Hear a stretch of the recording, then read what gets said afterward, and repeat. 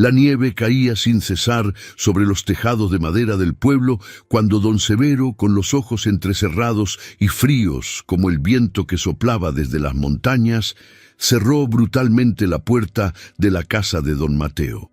No hubo conversación, ni compasión, solo el sonido seco de la puerta al abrirse y la voz penetrante. «Fuera de mi tierra, no quiero que los pobres contaminen mi hacienda». Rafaela abrió mucho los ojos e instintivamente atrajo a los niños hacia sí, como si intentara protegerlos del inmundo. Don Mateo, cabizbajo, seguía intentando discutir, con la voz temblorosa de frío y miedo. «Don Severo, por favor, solo hasta fin de mes. El invierno es muy cruel. Los niños...» Pero las palabras fueron interrumpidas por el estruendo de una silla al ser arrojada. En segundos, el suelo de la entrada quedó cubierto con los pocos muebles que tenían. Una pequeña mesa de comedor hecha por don Mateo, un colchón desgastado, la cuna del niño pequeño e incluso los paños de cocina que Rafaela bordaba en las noches tranquilas. Los niños lloraban, acurrucados, con los pies hundidos en la nieve. Don Mateo se quedó un momento en el umbral, sin saber a dónde mirar, hasta que el grito de don Severo finalmente lo empujó. Al otro lado de la calle, una vecina cerró las cortinas apresuradamente. Otra fingió barrer la acera, pero le temblaban las manos. Todos vieron, todos supieron, pero nadie dijo nada. El miedo de don Severo era mayor que cualquier indignación. En el gélido silencio del pueblo, solo el sonido de los muebles al ser arrastrados y el viento silbando en los rincones de la casa rompían el silencio. Rafaela se agachó para recoger una manta que había caído al suelo, ya húmeda. «Mateo, ¿y ahora qué?», preguntó con la voz entrecortada por la emoción. Él no respondió. Simplemente envolvió a sus hijos y a su esposa en la poca tela que quedaba y comenzó a alejarse. Se refugiaron detrás de una vieja carreta, apoyados en el terraplén, donde al menos el viento no soplaba directamente. Rafaela temblaba, sosteniendo en su regazo a su hijo menor, que no paraba de toser. Los otros dos niños se acurrucaron juntos, con los ojos abiertos, tratando de entender por qué lloraban sus padres. Don Mateo se quitó el abrigo y los cubrió con él. Luego miró el cielo oscuro. No había estrellas esa noche, solo una densa oscuridad, como si el cielo mismo se hubiera cerrado. Murmuró suavemente: «Señor, no por mí, sino por ellos, dame fuerza». A lo lejos, una vela se encendió en una de las casas. Una sombra se asomaba por la ventana, observando a esa familia que, incluso ante la humillación, aún conservaba una dignidad dolorosa. Nadie se atrevió a confrontar a don Severo, pero dentro de sus hogares, muchos ojos lloraron ante aquella injusticia.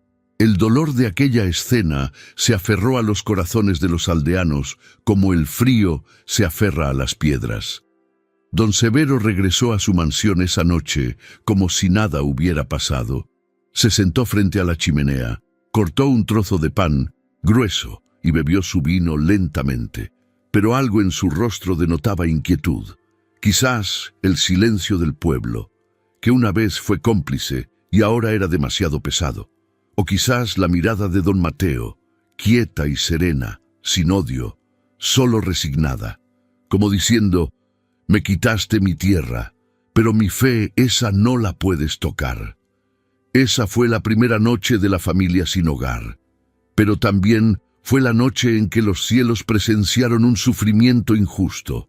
Y cuando el sufrimiento es grande, cuando la humillación es pública, cuando los niños tiemblan en la nieve y el padre no puede protegerlos, el cielo se inclina. Algo se mueve en las dimensiones invisibles. No se trata de religión, se trata de justicia espiritual. El tiempo de Dios no siempre es inmediato, pero es infalible. Y en ese pueblo olvidado por el mundo, comenzó a desarrollarse un nuevo capítulo, donde cada gesto, cada lágrima y cada palabra no dicha llevarían el peso de un milagro a punto de suceder. El frío de esa mañana parecía esculpido por una fuerza despiadada. Cada ráfaga de viento sonaba como un lamento de las montañas, e incluso la manta más gruesa habría sido insuficiente para proteger a cualquiera expuesto a los elementos.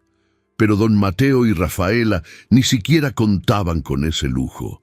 Lo poco que lograron salvar fueron 2 mantas desgastadas, una rasgada por la mitad, que sirvieron para cubrir a sus 3 hijos acurrucados detrás de la vieja carreta.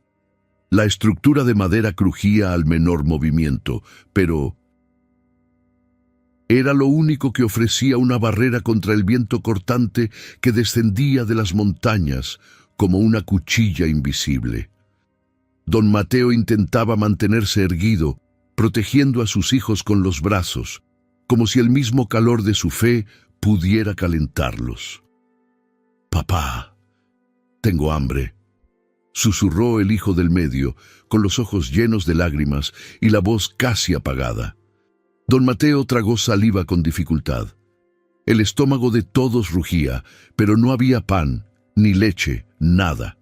Lo único que podía ofrecer era una esperanza silenciosa, escondida en lo profundo de sus ojos.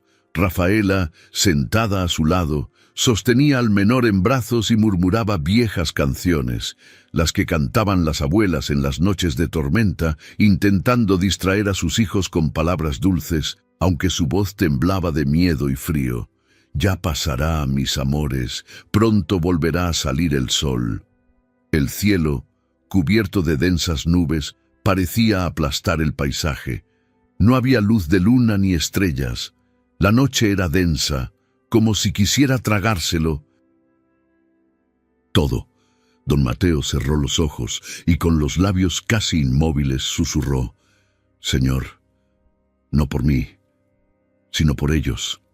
Dales refugio, señal de que no nos has abandonado». Sus manos ya estaban entumecidas, sus dedos ya no respondían. El frío hacía que el tiempo transcurriera lentamente. Las horas parecían siglos.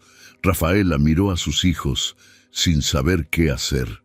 Conocía la fuerza de su esposo, pero era la primera vez que veía su mirada tan vacía. Y sin embargo, él permaneció allí, firme, como si el amor fuera el último refugio. El dolor de una madre al ver a sus hijos temblando de frío, sin cama, sin comida, sin techo, es un dolor indescriptible. Es una herida que se abre en el espíritu, donde solo Dios puede tocar. Y ella, aún agotada, no permitió que sus hijos vieran caer su lágrima. La secó rápidamente, siempre con una sonrisa temblorosa en los labios, intentando mantener viva la llama de la confianza. A lo lejos ladraban unos perros. Nadie encendía las luces en las casas. El pueblo dormía. Y la soledad de aquella familia parecía aún más cruel, sabiendo que, tras las paredes de barro y madera, había calor, había sopa en la estufa, había camas calientes. Pero para ellos solo quedaban la tierra helada y la fe. Aún así, don Mateo no culpó a nadie, ni siquiera a don Severo. Simplemente creía que Dios observaba, y que, de alguna manera, incluso en aquella oscuridad gélida, algo más grande estaba por venir. Porque cuando a un justo se le arrebata todo, el cielo no permanece indiferente. El pequeño Miguel, el más pequeño, dormía en brazos de su madre con la cara oculta bajo la manta. Respiraba con dificultad, pero su tos comenzaba a intensificarse. Rafaela sintió una opresión en el pecho, y fue en ese momento, mientras lo observaba, que una ligera, casi imperceptible, corriente de aire cálido sopló desde el otro lado del carro. No fue suficiente para calentarlos, pero era diferente del viento que los había azotado hasta entonces. ¿Una señal? ¿Una presencia? No podía explicarlo. pero su corazón, agarrotado, pareció por un instante respirar de nuevo. Don Mateo también lo notó, y sin decir palabra, miró al cielo y susurró: «Gracias». La noche seguía larga, el dolor seguía presente, pero algo invisible, silencioso, empezó a moverse en lo invisible, y cuando eso sucede, es porque el mundo espiritual ya ha comenzado su respuesta. La fe, cuando se sostiene en la humildad, tiene un poder que ni el tiempo, ni el frío, ni la injusticia pueden contener. El cielo ya lo había oído, y lo que vendría después, nadie en el pueblo lo olvidaría jamás. Cuando el sol finalmente atravesó las densas nubes de aquella mañana gris, los primeros rayos de luz iluminaron la carreta donde don Mateo y su familia habían pasado la noche. La madera estaba húmeda, cubierta por una fina capa de escarcha, y los cuerpos acurrucados bajo las mantas aún temblaban, incluso mientras dormían. Rafaela tenía el rostro pálido, los ojos entornados por el cansancio. Don Mateo permaneció despierto, observando el tiempo, como si temiera que cualquier ruido presagiara otra tragedia. Seguía abrazando a sus hijos, protegiéndolos del viento que insistía en soplar. En ese preciso instante, dentro de las casas circundantes, la noticia ya se había extendido como una brasa silenciosa. La gente murmuraba en los pasillos, entre sorbos de café y oraciones en silencio. No hacía falta decir mucho. Todos lo sabían, todos lo habían visto. Todos se sentían avergonzados por no haber hecho nada la noche anterior, pero algo más fuerte que la culpa se extendía por el pueblo, la indignación. No era ruido, no había gritos ni revueltas. Era un sentimiento profundo y espiritual de que se había cruzado un límite. Y cuando la injusticia se hace demasiado visible, incluso los corazones más tranquilos empiezan a conmoverse. Fue entonces cuando doña Lupita, una viuda que cosía para mantener a sus nietos, tomó una de las mantas que guardaba en el fondo de su baúl. Era vieja, pero limpia y aún calentita. Caminó hacia la carreta sin decir palabra. Don Mateo, al verla acercarse, intentó levantarse, pero ella solo hizo un gesto con la mano y extendió la manta sobre los niños. «No digas nada. Lo vi todo», murmuró antes de alejarse. Tenía los ojos llenos de lágrimas y el silencio del gesto habló más fuerte que cualquier palabra. Minutos después, apareció un cuenco de barro con té caliente junto a una vela encendida. Nadie se hizo responsable, nadie llamó a la puerta, simplemente se fueron. Un trozo de pan envuelto en un paño bordado, un poco de queso, un par de calcetines de lana. Eran pequeñas ofrendas, pero cargadas de compasión. Era como si cada persona, a su manera, intentara humildemente cerrar los ojos a la herida que la cobardía colectiva había causado. Son las personas con alma las que empiezan a mover la balanza divina, murmuró Rafaela, secándose los ojos mientras miraba la vela. Don Mateo guardó silencio, pero en lo más profundo de su corazón sintió que algo se encendía. No era orgullo ni alivio, era gratitud, porque incluso ante el dolor había dignidad, y donde hay dignidad hay fuerza espiritual. Algunos niños que pasaban por la calle con sus padres se detuvieron a mirar. «Mamá, ¿qué hacen ahí fuera?», preguntó un niño pequeño. La madre bajó la mirada, tomó al niño de la mano y susurró: «Porque hay hombres malos que olvidan que Dios todo lo ve». El comentario resonó como un susurro profético, simple, pero lleno de verdad. Era como si todos hubieran despertado a una nueva justicia, la que nace del corazón. Don Severo, por su parte, observaba todo desde lejos. Desde el balcón de su casona, observaba el discreto movimiento de la gente que entraba y salía de la carreta.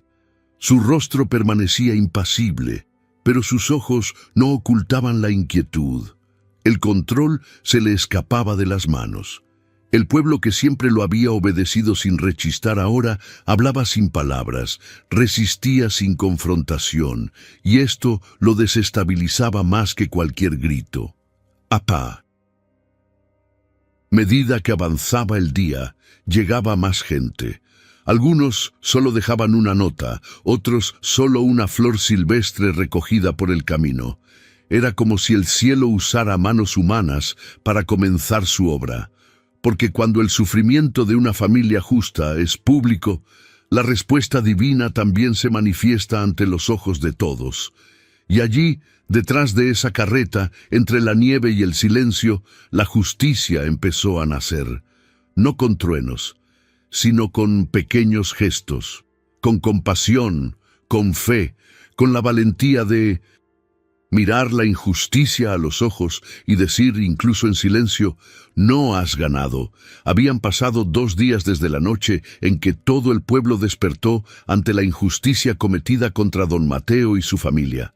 Las mañanas siguientes fueron frías, pero una calidez distinta circuló entre los residentes. Una especie de compasión silenciosa que se extendía de casa en casa como brasas protegidas del viento. Sin embargo, mientras los corazones de la gente se calentaban de solidaridad, algo mucho más oscuro se gestaba sobre las montañas.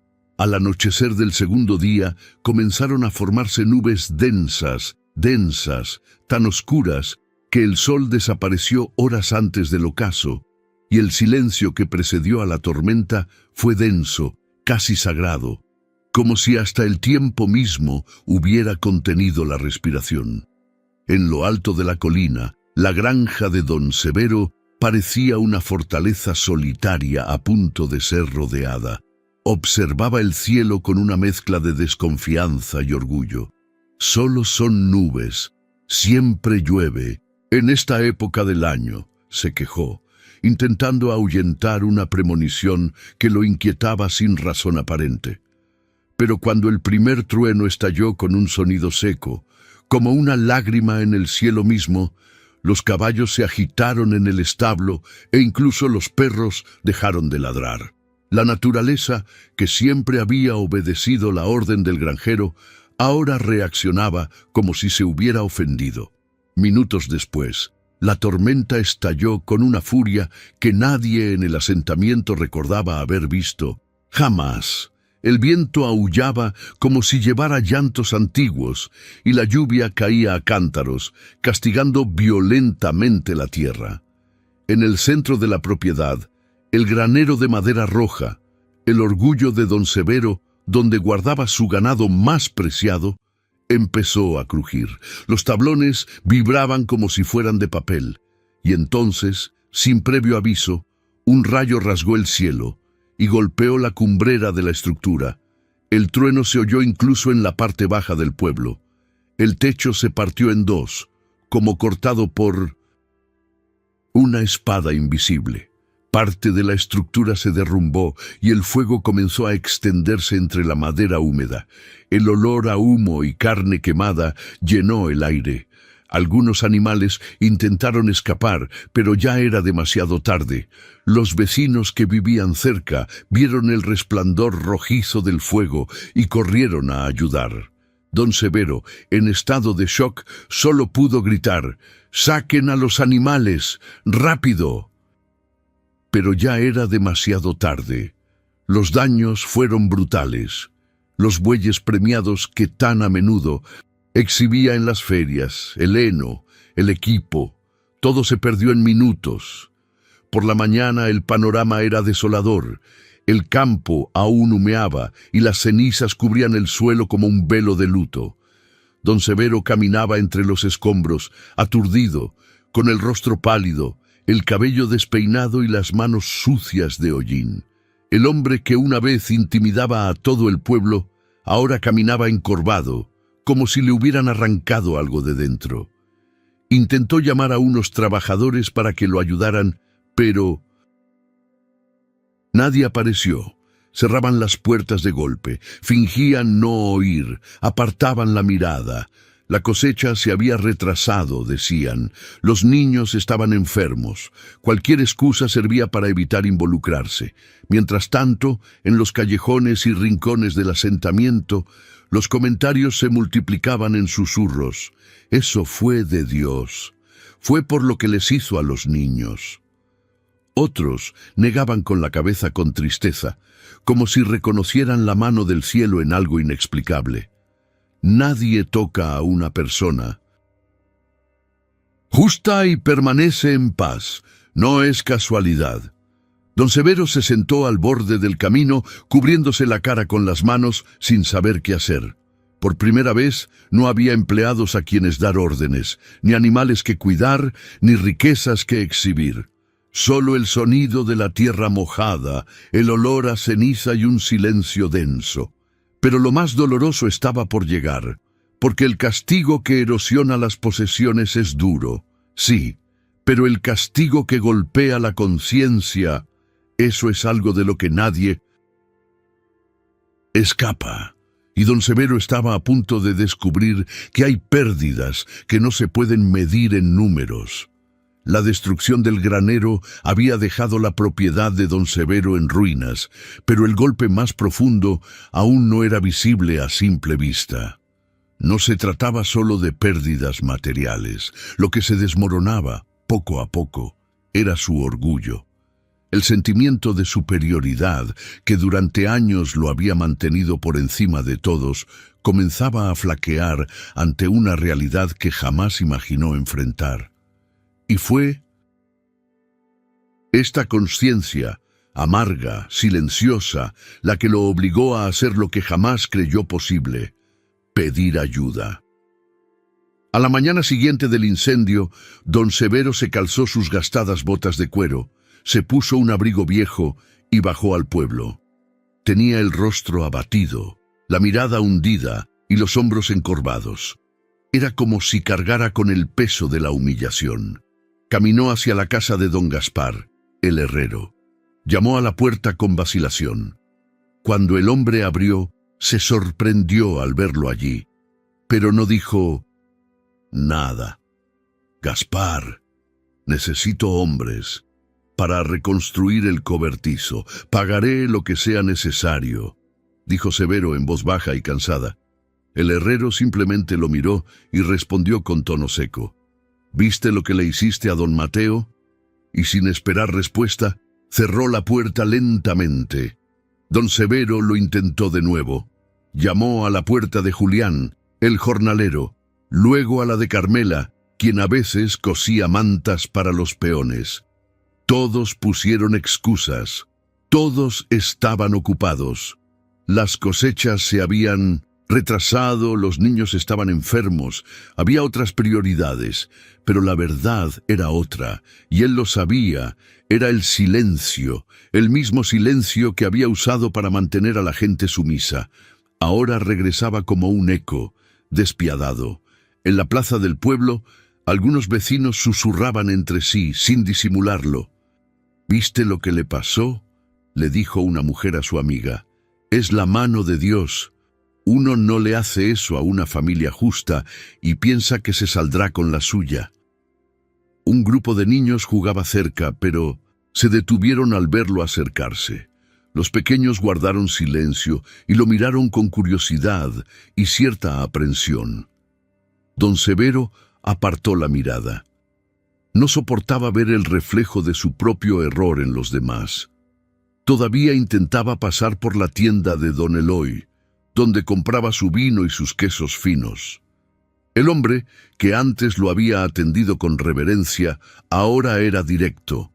Aquí no hay deudas pendientes, pero tampoco favores. Dios te está mostrando algo, don Severo. Será mejor que escuches. El rechazo era una herida que sangraba silenciosamente. Regresó a casa más abatido que al irse.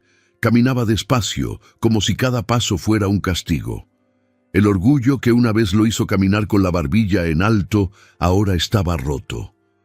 Por primera vez, don Severo sintió lo que era ser pequeño entre los hombres. Sintió lo que era ser ignorado, olvidado, invisible. y esto lo carcomía por dentro. A última hora de la tarde se sentó en el banco de piedra frente a su casa. Contempló lo que quedaba del granero, aún ennegrecido por el fuego.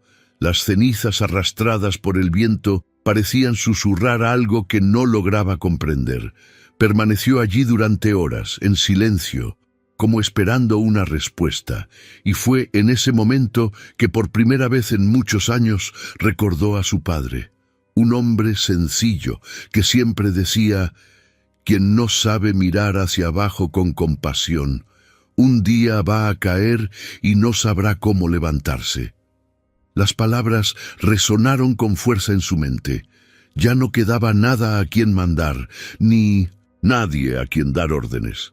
El poder que creía poseer era frágil, y en el fondo quizá ya sabía que todo esto no era solo una serie de mala suerte. Algo mayor estaba en marcha, una fuerza invisible y justa que venía a enseñar lo que el dinero nunca enseñó: humildad. Y aunque su corazón aún se resistía, una grieta comenzaba a abrirse por donde la luz quería entrar. Pero el dolor debía continuar su curso. La lección aún no había terminado. En la mañana del tercer día después de la tormenta, el viento aún traía el olor a cenizas que se habían infiltrado en la tierra. Los escombros del granero quemado permanecían en el mismo lugar, como una herida abierta que nadie se atrevía a tocar. Don Severo vagaba sin rumbo por la propiedad, con la mirada perdida y el alma vacía. Cada paso lo acompañaban los recuerdos del orgullo que había cargado durante años y la brutal caída que ahora experimentaba. Pero había algo en ese silencio matutino que parecía diferente, una especie de paz inquietante, como si el tiempo esperara un gesto, una decisión, un acto que pudiera cambiar el curso de todo. Fue en este contexto donde apareció don Mateo. Vestía su ropa sencilla habitual, con su abrigo viejo y desgastado y sus botas embarradas. En sus manos llevaba una tabla de madera bien pulida y una bolsa de herramientas desgastadas. Caminó hasta la puerta principal de la finca. Se detuvo frente a la casa y llamó suavemente a la puerta de don Severo. La madera resonó de una manera que no se había oído en años, como anunciando una visita que ninguno de los dos esperaba. Don Severo abrió la puerta lentamente. Tenía los ojos hundidos, las arrugas más pronunciadas, y en su rostro se reflejaba un cansancio que emanaba del alma. Observando a don Mateo, tardó unos segundos en comprender. No pudo decir nada. Simplemente miró al carpintero como uno se mira a un espejo que revela algo que ha intentado olvidar. Don Mateo no bajó la cabeza. No se presentó como sirviente ni como enemigo. Se mantuvo erguido, con la dignidad de quien lo ha perdido todo, pero no se ha dejado quebrantar, y dijo, con voz serena y firme, sin rastro de resentimiento: «Soy carpintero. Puedo ayudar a reconstruir el granero». Así de simple, sin exigencias, sin recordatorios de lo que le habían hecho. Solo una oferta sin armas. Una decisión consciente de devolver al mundo lo que le hubiera gustado recibir. Compasión. Don Severo intentó responder, pero le falló la voz. Se le secó la garganta. No le salían las palabras. Solo se le llenaron los ojos de lágrimas y le temblaron los labios en un esfuerzo contenido. Asintió lentamente, como diciendo sí, más con el alma que con el cuerpo. Un sí que era, al mismo tiempo, una súplica de perdón sin palabras. En la acera adoquinada, Rafaela esperaba en silencio. Él llevaba una botella de café y 2 tazas de barro.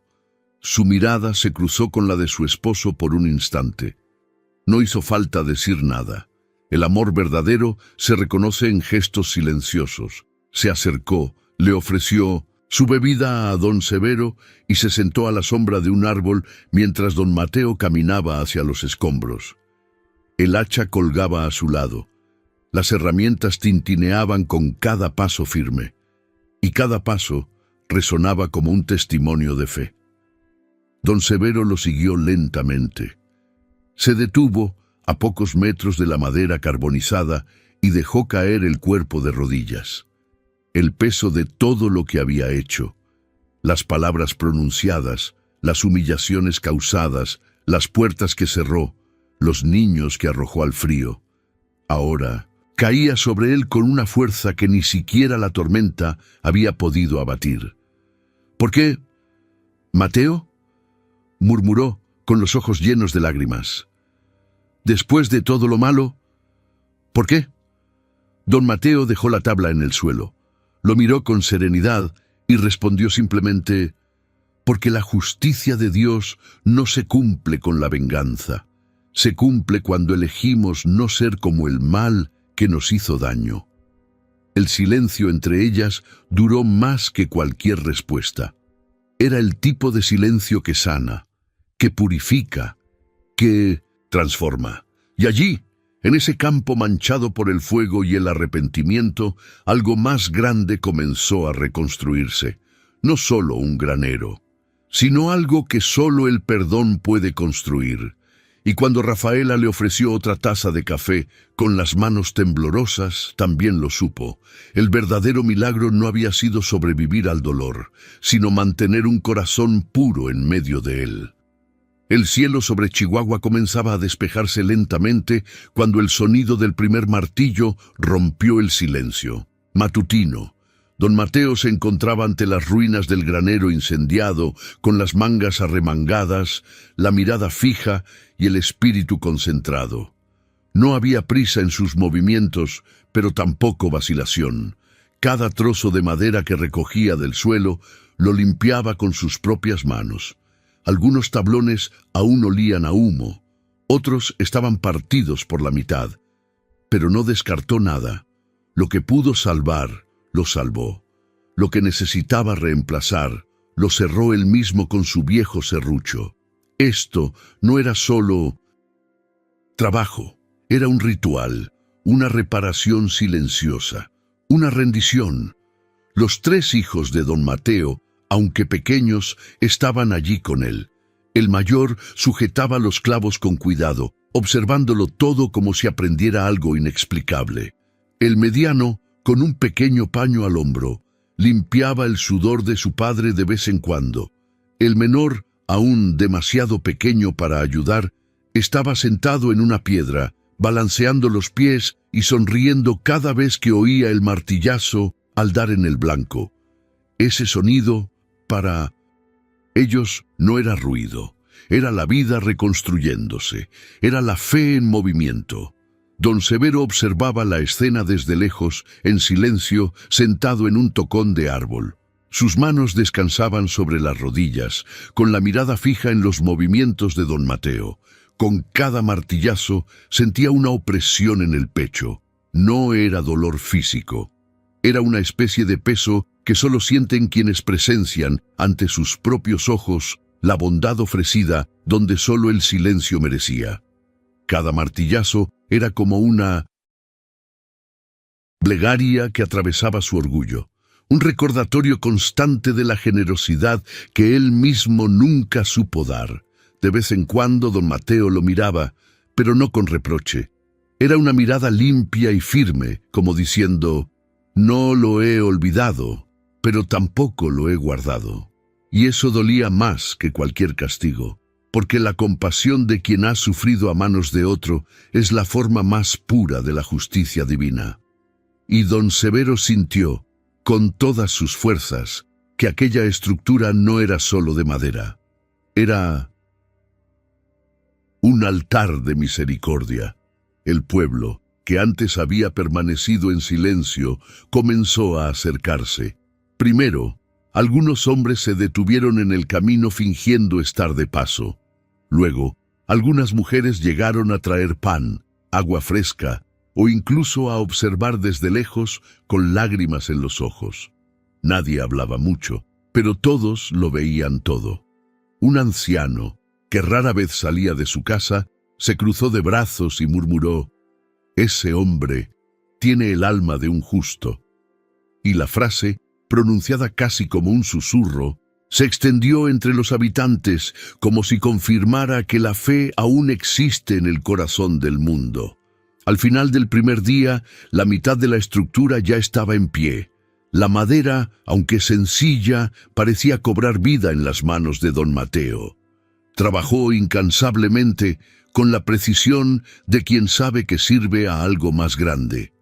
No había vanidad ni orgullo, había dedicación, había humildad. Con cada tabla colocada, parecía que algo en el aire cambiaba, como si la energía de aquel lugar, antes cargada de arrogancia y opresión, estuviera siendo purificada por una especie de fuerza invisible, la fuerza de la bondad que no se anuncia. Don Severo, aún sentado, se levantó lentamente. Dio unos pasos hacia el edificio y dijo, casi en un susurro, ¿necesitas más leña? Don Mateo hizo una pausa, lo miró y respondió con calma.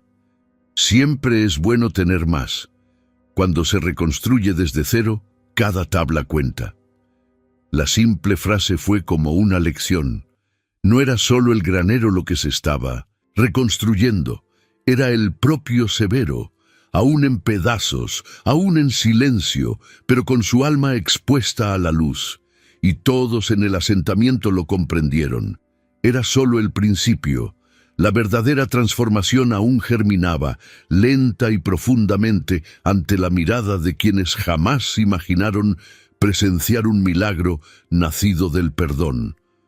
Cuando el nuevo granero finalmente se alzó firme, tan robusto como una promesa cumplida, la madera recién cortada aún desprendía el aroma de resina fresca. Era un aroma intenso, que se mezclaba con la brisa de la tarde y la presencia de lo sagrado que había permanecido en silencio durante la reconstrucción. No era solo un granero erigido, era una historia reescrita con humildad, justicia divina y redención espiritual.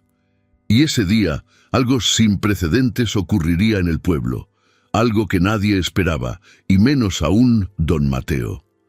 Don Severo, que había pasado los últimos días observando la obra con ojos silenciosos y un alma en conflicto, dio un paso al frente. Su expresión reflejaba la tensión de quien se había tragado su orgullo con esfuerzo, pero ahora sabía que debía llegar hasta el final. Contempló la construcción como uno mira su propio pasado, y luego se volvió hacia don Mateo, quien organizaba las herramientas junto a sus hijos. Mateo, dijo con la voz entrecortada, antes de que te vayas, necesito que te quedes. Todo el pueblo empezó a reunirse, convocado por un murmullo que se extendió por las calles como el viento entre las hojas. La gente salió de sus casas, curiosa, sorprendida, pero presentiendo que estaban a punto de presenciar algo diferente.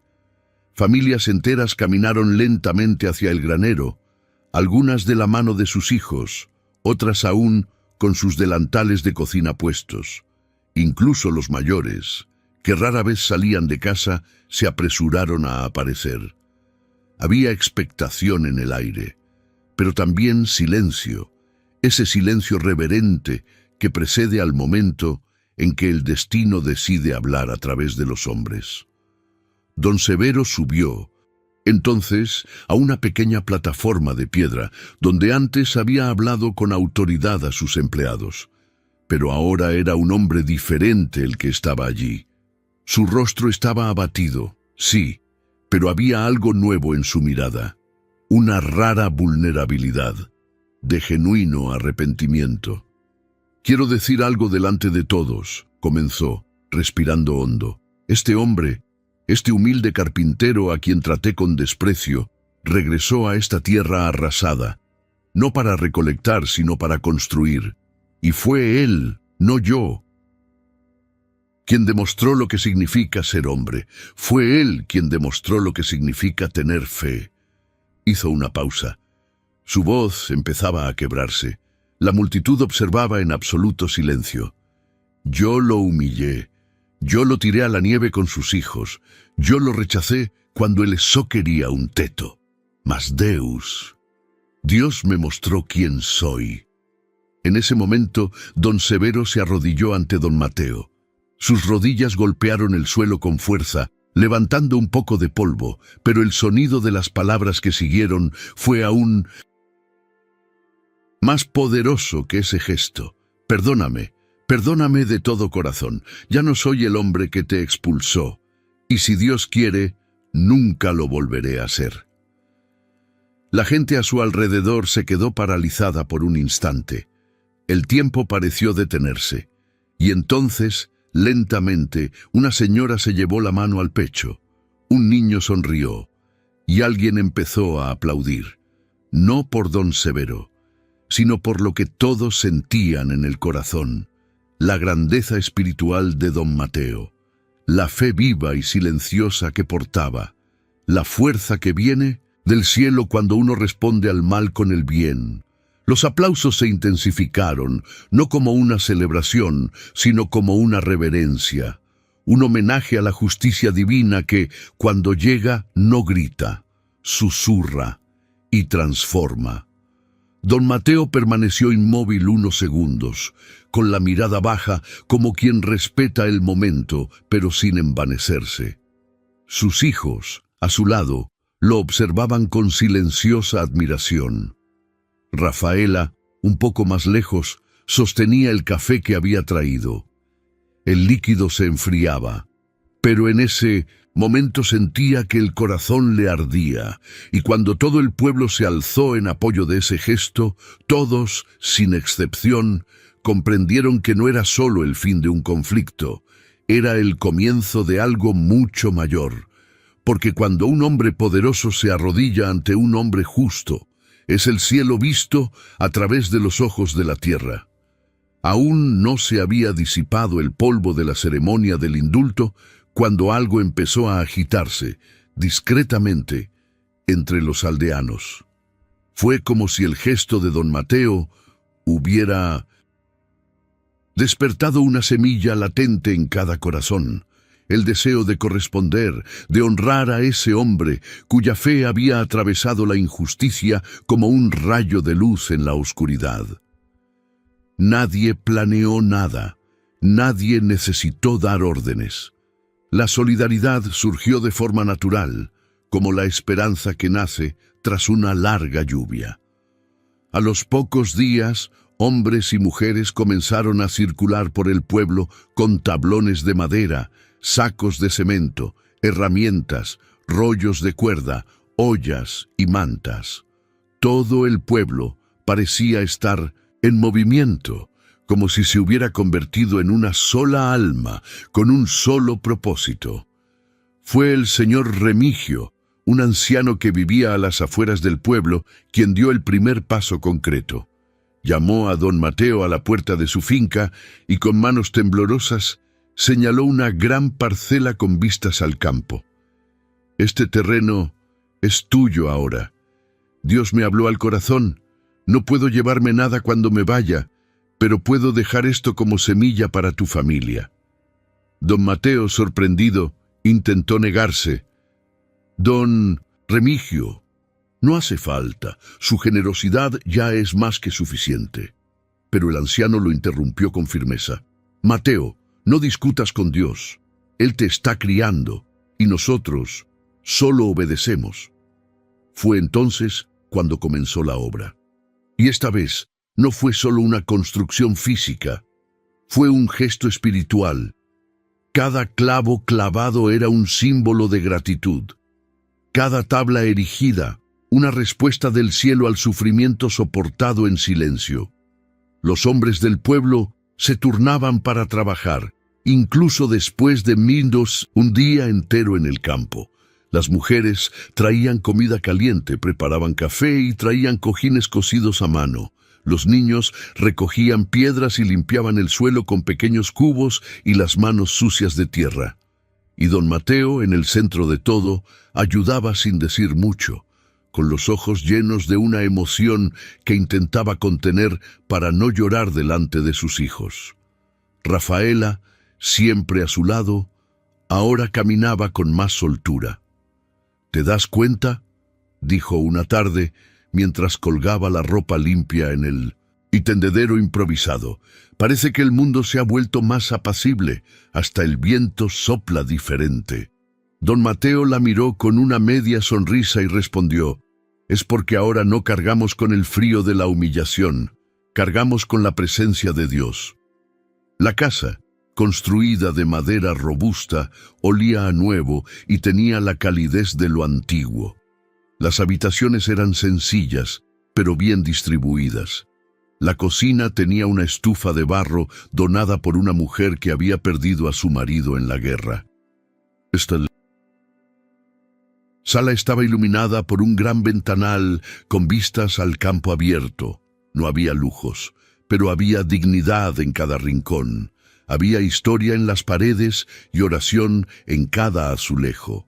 Los muebles, algunos donaron bancos, otros una mesa, un estante, incluso cortinas. Pero lo que más llenaba esa casa no podía ser traído por manos humanas. Era la paz, era el reconocimiento del cielo, era la respuesta espiritual que llega cuando la fe permanece incluso en el abismo. Cuando la casa estuvo terminada, los aldeanos se reunieron de nuevo para entregar simbólicamente las llaves. Un niño del pueblo, elegido por los propios niños, corrió hacia don Mateo con una llave de madera grabada con sus iniciales. «Para que nunca más estés a la intemperie», dijo el niño con los ojos brillantes. Don Mateo se arrodilló, abrazó al niño y no pudo contener las lágrimas. Esa noche, la familia durmió bajo su nuevo techo. Ya no había miedo ni incertidumbre. Por primera vez desde el desalojo, los niños durmieron calentitos sin tener que compartir una manta rota, y Rafaela, mirando por la ventana, murmuró: «Dios está aquí». Pero incluso en ese momento de profunda gratitud, algo en el aire aún sugería que el cielo no había terminado su obra. La bendición que los había encontrado aún tenía más que dar, y cuando Dios empieza, siempre termina. El nuevo hogar de don Mateo se había construido con fe, sudor y compasión. Pero lo que nadie imaginaba era que esta casa también se convertiría en el punto de partida de algo aún más grande. Lo que sucedió después no fue planeado ni buscado, simplemente fue derramado, como una respuesta del cielo a la silenciosa constancia de un hombre que incluso ante el oprobio nunca dejó de caminar con un corazón puro. Todo empezó con un sencillo banco, hecho por él para la nueva habitación. Era de madera rústica, pero cuidadosamente pulida, y los detalles laterales tenían tallados en forma de hojas y semillas, como si fueran símbolos de lo que germina cuando el mundo cree que ya está acabado. La pieza llamó la atención de doña Martina, una mujer de otro pueblo que vino a visitar a su amiga, y al ver el banco preguntó: «¿Quién hizo esto?» «Don Mateo», respondió la madrina con un orgullo casi maternal. «Él mismo, con sus propias manos». Doña Martina le pidió que le hiciera otro igual. Pagó por adelantado, y antes de irse, le regaló un pollo. «Porque al justo que trabaja, el cielo le recompensa con creces», dijo sonriendo. Ese fue el primer pedido. Luego vinieron otros. Un vecino pidió una mesa, un comerciante, un armario. Un señor de un pueblo lejano trajo madera fina para que Mateo hiciera un altar para la capilla de su comunidad, y siempre había más que solo pago. Llegaban huevos, sacos de maíz, leche fresca, bolsas de verduras, telas, incluso velas artesanales. Era como si las manos de Mateo hubieran sido ungidas de repente para la abundancia. Las mañanas en la nueva casa comenzaron a llenarse del sonido de las herramientas y el olor a madera cortada. Los niños, ahora más animados, ayudaban con entusiasmo en las tareas. Rafaelito, el mayor, aprendió a medir con una cinta métrica. Simón, El mediano disfrutaba lijando las tablas hasta dejarlas lisas como tela, y el pequeño Ernesto, aunque todavía un poco torpe, se encargaba de limpiar el polvo y organizar los clavos. No era solo trabajo, era una herencia, un legado que se transmitía ante la mirada vigilante de la fe. Rafaela, por su parte, retomó algo que había dejado en el pasado, su bordado. Se sentaba cerca de la ventana, donde la luz de la tarde se filtraba suavemente, y bordaba paños de cocina, toallas de mano y pequeños adornos para regalar a los clientes de su esposo. La sonrisa regresó a su rostro con naturalidad, y sus ojos ya no reflejaban la incertidumbre. «¿Te das cuenta?», le dijo a don Mateo una noche, mientras arropaba a los niños. «Rezamos por pan, y nos dio una mesa entera». La mesa, de hecho, nunca volvió a estar vacía. Había días en que la estufa trabajaba incansablemente, ollas de arroz, caldo de pollo, tortillas recién hechas, fruta recién cogida, y a veces alguien del pueblo aparecía para comer con ellos, invitado o no. Siempre había un lugar extra, y don Mateo solía decir: «En una mesa caída del cielo nunca falta espacio». Estas palabras se convirtieron en un dicho popular en el pueblo. La noticia de su obra y su historia se extendió por todas partes. Hombres comunes e incluso gente adinerada de otras regiones querían conocer al carpintero que había reconstruido el granero de su enemigo. Pero don Mateo nunca se dejó deslumbrar. Siguió saliendo temprano con su delantal puesto, la mirada serena, la postura de quien sabe que no solo trabaja con madera, sino con un propósito. Y siempre que alguien preguntaba: «¿Cuál es el secreto? ¿Cómo lograste transformar tanto dolor en bendición?», respondía con sencillez, con la mirada fija, sin rodeos: «Fe, eso es todo». Esa frase, dicha así, sin explicación, conmovió más que todo un sermón, porque había un hombre que no predicaba con palabras, sino con cada acción, y el cielo, al verlo, siguió abriendo caminos. Porque cuando la fe es verdadera, la provisión no se hace esperar. Llega, y llega en porciones que nadie puede medir. Después de aquel día en que se arrodilló públicamente ante don Mateo, la figura de don Severo comenzó a disolverse en lo que una vez representó. El hombre arrogante, terrateniente y hombre de palabras duras ya no existía.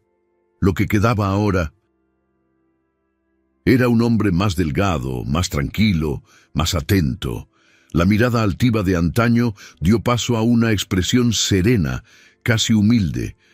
Los pasos, que antes resonaban en las piedras del pueblo como órdenes silenciosas, ahora se mezclaban con los de los demás, sin prisa, sin imposición. Don Severo había comprendido, en lo más profundo de su ser, que Dios no avergüenza en vano.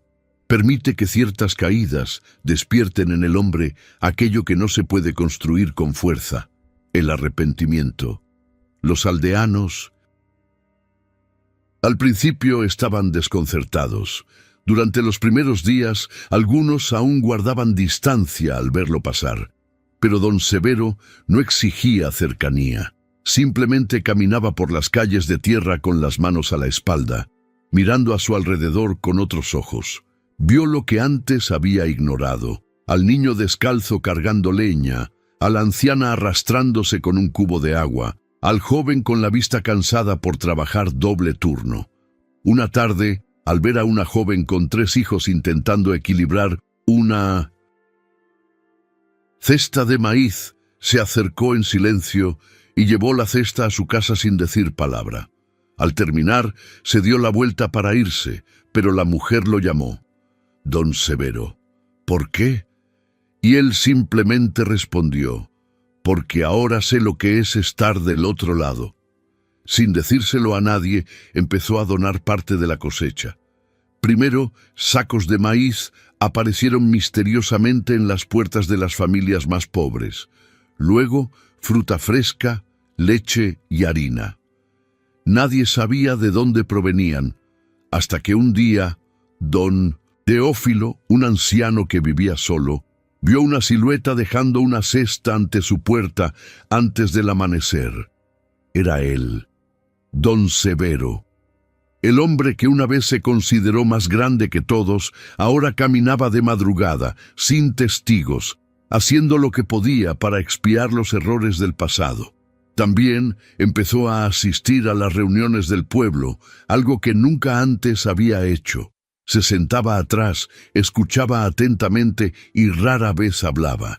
Cuando hablaba, era con pocas palabras y siempre empezaba diciendo: «Quizás me equivoque, pero...». Era como si la caída hubiera refinado su voz, eliminado los excesos y dado a luz a un hombre más genuino.